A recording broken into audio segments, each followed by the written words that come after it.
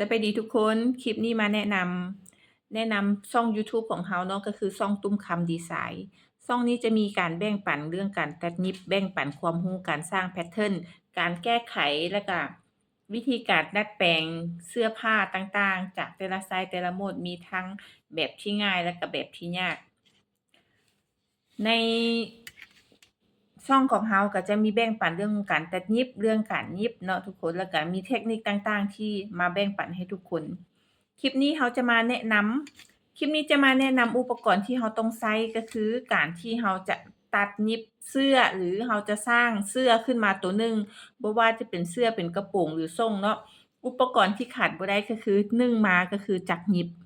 บ่ว่าจะเป็นจักรเย็บรุ่นเก่ารุ่นธรรมดาหรือจักรเป็นจักรไฟฟ้ารุ่นใหม่ก็สามารถใช้ได้คือกันอันที่2ที่ควรมีก็คือจักรแซกหรือว่าจักรโพงเนาะทางฝั่งไทยเพิ่นอาจจะเอิ้นจักรโพงส่วนฝั่งลาวอาจจะเอิ้นจักรแซกมีทั้งรุ่นน้อยแล้วก็รุ่นใหญ่อันนี้ก็ใช้ตามความสะดวกของแต่ละคนเด้อแล้วแต่ความสะดวกแต่ว่าควรมีเพราะว่ากันผ้าลุยถ้าเราบ่ใช้จักรแซกเวลาที่เราตัดเสื้อเราหยิบไปน่ะริมผ้ามันจะลุยออกเฮ็ดให้เครื่องหันบ่งามแล้วก็อาจจะเฮ็ดให้มันเกิดความเสียหายได้หั้นนะอันต่อมาก็คือเตารีดที่ขาดบ่ได้เตารีดนี่ทุกคนควรมีเพราะว่าการหยิบเครื่องอยากจะให้เนียบให้งามทุกคนต้องใช้ใช้เตารีดเนาะต้องมีเตารีดทุกคนก็ขาดบ่ได้คือกันบัดนี้มาเบิ่งอันอุปกรณ์แยกย่อยที่เราใช้ในการตัดเย็บที่จริงอุปกรณ์ตัดเย็บมันมีหลายคลิปนี้อาจจะเว้าบ่เบิดเนาะคลิปนี้อาจจะเว้าบ่เบิดแต่จะเว้าบางส่วนที่จำเป็นแท้ๆก่อนเนาะการสร้างแบบ1มาก็คือต้องมีเจียร์แพตเทิร์นก็คือเจียร์ที่เราจะเอามาใส่เต็มแบบบ่ว่าจะเป็นเจียร์ขาวเจียร์สีน้ำตาลหรือว่าจะเป็นเจียร์ที่บางคนถ้าบ่ได้ก็อาจจะใช้หนังสือพิมพ์เก่ามาแต้มก็ได้แต่เป็นหนังสือพิมพ์เก่าหั้นก็บ่อยากแนะนำสำหรับมือใหม่เพราะว่าเวลาที่เจ้าสร้างแบบเจ้าแต้มออกไปจะเฮ็ดให้เจ้าลายตากับเส้นที่มันมีทั้งเส้นของหนังสือพิมพ์ทั้งเส้นที่เจ้าแต้มไหม้เนาะแนะนำให้ทุกคนหาเจียร์ขาวเจียร์แต้มแบบนี้มาใส่ก่อนเด้อต่อไปก็คือไม้บรรทัดนี่จะเป็นไม้บรรทัดซื่อใช้แบบใดก็ได้ที่ทุกคนมีตามที่สะดวกเลยเนาะเป็นไม้บรรทัดซื่อไม้บรรทัดโค้งตัวนี้เนาะไส้อันที่ทุกคนมีเลยเนาะไม้บรรทัดโค้งแต่ว่า2อย่างหลักๆนี้มันมีขายทั่วไปทุกคน2อย่างนี้มันมีขายทั่วๆไปอยู่แล้วเนาะหาง่ายบ่หายาก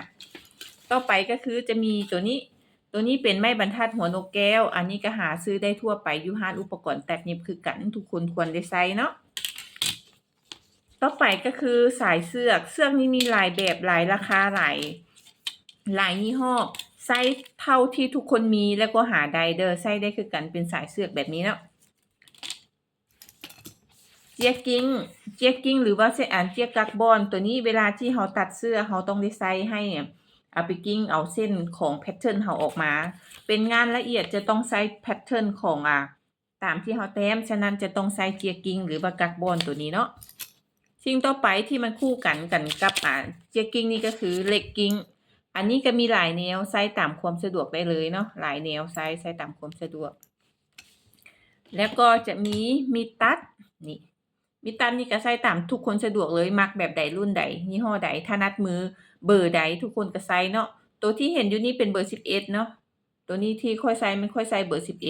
11สิ่งต่อไปก็คืออาจจะเป็นบิ๊กหรือว่าโสเอาแต่ทุกคนถนัดจะเป็นโซดำหรือไส้เป็นบิ๊กก็ได้แต่ว่าถ้าหากเจ้าต้องการไส้บิ๊กขอแนะนำให้เป็นบิ๊กแดงเพราะว่าถ้าเป็นบิ๊กสีฟ้ามันจะออกเปื้อนมือนี่โดยปกติจะบ่ใส่บิ๊กฟ้าแต้มแบบจะใส่เป็นโสก็ได้เนาะสำหรับมือใหม่แนะนำให้ใส่โสสีดำที่มีหยังลึบเพื่อเวลาที่เจ้าแต้มไปแล้วเส้นใดที่มันบ่แน่นอนหั้นน่ะให้ทุกคนลึบออกแล้วก็แต้มเส้นใหม่จะได้เสื้อที่แพตเทิร์นที่งามแล้วก็บ่งงเนาะแล้วบัดนี้คันถามว่าเรื่องอันอื่นๆที่มีก็คือจะมีคัตเตอร์ถ้าเจ้าใช้ตัวนี้ทุกคนถ้าเจ้าใช้ผ้าห้องตัดเนาะถ้าเจ้าใช้ผ้าห้องตัดแบบนี้เจ้าสามารถใช้คัตเตอร์ขีดเวลาเจ้าแต้มแพตเทิร์นขีดจากเจียได้แต่ถ้าโต๊ะเจ้าเป็นโต๊ะไม้ธรรมดาบ่แนะนำให้ใช้คัตเตอร์เพราะว่าจะเฮ็ดให้หน้าโต๊ะเฮาว้ายต้องใช้มีดตัด มีดตัดนี่ควรมี2อัน อันหนึ่งเอาไว้ตัดเจี๊ยะ อันหนึ่งเอาไว้ตัดผ้าเนาะ สำหรับอุปกรณ์ที่ใช้มันก็จะมีประมาณนี้ อันอื่นๆอีกก็จะมีประมาณว่าคือพวกเข็ม เข็มนี่ก็จะมีเข็มมุดนี่ขาดบ่ได้คือกันเนาะ เข็มมุดนี้ แล้วก็จะมีเหล็กม้างตัวนี้เราเอาไว้เลาะเสื้อเลาะเครื่องเวลาที่เราหยิบแล้วมันมีปัญหาเราอาจจะได้แก้ได้ปลดหั้นนะเราใช้ตัวนี้เด้อแล้วอันที่ขาดบ่ได้ในการสร้างแพตเทิร์นก็คือเป็นสกอตหรือว่าเทปนี้เนาะตัวนี้เอาไว้ติดแพตเทิร์นตอนที่เราแต้มมันจะมีการที่เราได้ใช้สกอตนี้ฉะนั้นอุปกรณ์การเรียนพื้นฐานที่ทุกคนควรมีก็จะโดยประมาณนี้ถ้าหากอุปกรณ์บ่ครบเวลาเราเรียนเวลาเราเฮ็ดก็จะเฮ็ดให้เราหั่นเฮ็ดเวียกได้ยากแล้วก็ช้าฉะนั้นอันนี้เป็นพื้นฐานที่ทุกคนต้องได้ใช้เนาะบ่ว่าจะเรียนนำตัวข้อยเองหรือเรียนนำอาจารย์อื่นๆก็แม่นแนะนำให้มีอุปกรณ์พวกนี้เตรียมพร้อมถ้าเราเตรียมอุปกรณ์พร้อมแล้วทุกอย่างมันก็จะง่ายขึ้นในการที่เราจะเฮ็ดเวียกต่างๆแล้วเราจึงมาเบิ่งกันในคลิปต่อๆไปฝากกดไลก์กดแชร์ฝากเป็นกำลังใจเพื่อเราจะได้เอาคลิปดีๆมาแบ่งปันให้ทุกคนนำแหน่เด้อ